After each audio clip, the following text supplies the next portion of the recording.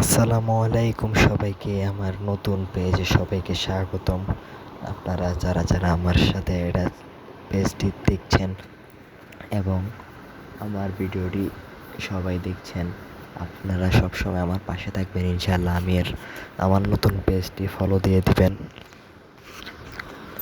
এবং আমার ইউটিউব চ্যানেলটি সাবস্ক্রাইব করে দিবেন এবং একটি করে লাইক দিয়ে দিবেন। আমি তামিম, আমি চট্টগ্রামে থাকি। আপনাদের সামনে আজকে একটি ভিডিও নিয়ে এসেছি। ভিডিওটা হচ্ছে, আমরা একটি মাদ্রাসা নির্মাণ করেছি পাহাড়ের উপরে। ওই মাদ্রাসাটির সামনে আজকে একটি গাছ লাগাবো, ভাবলাম আপনাদেরকে দেখাই। আমরা যাচ্ছি মাদ্রাসার দিকে। আমরা মাত্র পাহাড়ের মেন গেটে ঢুকলাম, ঢুকে আমরা এবার মাদ্রাসার দিকে হাঁটা দিচ্ছি।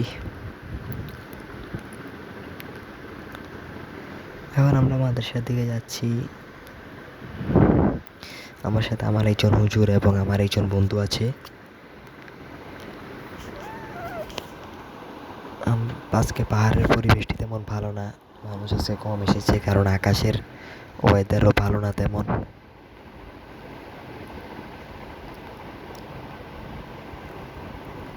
আমরা রিক্সা দিয়ে আসছি, আমরা এখন চলে এসেছি।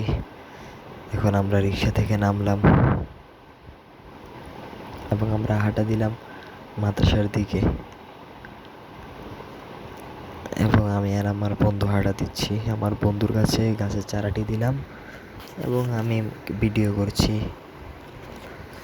আমাদের সবারই উচিত আমাদের সমাজ রক্ষার জন্য, পরিবেশ রক্ষার জন্য আমাদের গাছ লাগানো। আজকাল আমাদের সমাজে, শহরে বড় বড় অট্টালিকা নির্মাণ হচ্ছে, তার জন্য আমাদের গাছগুলো কেটে ফেলছে, গাছ কমে যাচ্ছে। আমাদের সকলের উচিত যে অট্টালিকার ছাদে গাছ লাগানো। আমরা এখন সিঁড়ি দিয়ে উঠছি, উঠে মাদ্রাসার দিকে যাচ্ছি। আপনারা আমাদের পাশে থাকুন। আপনাদের ভালোবাসা এবং সাপোর্ট থাকলে ইনশাল্লাহ আমি অনেক দূর এগিয়ে যেতে পারবো। আমি একজন মাদ্রাসার স্টুডেন্ট। আমি পড়ালেখার পাশাপাশি বন্ধুদের সাথে মিলে একটা মাদ্রাসা দিয়েছি। আল্লাহ তাআলার রহমতে ইনশাল্লাহ পরিচালনা করবো মাদ্রাসা। আপনার পাশে থাকবেন এবং দোয়া করবেন।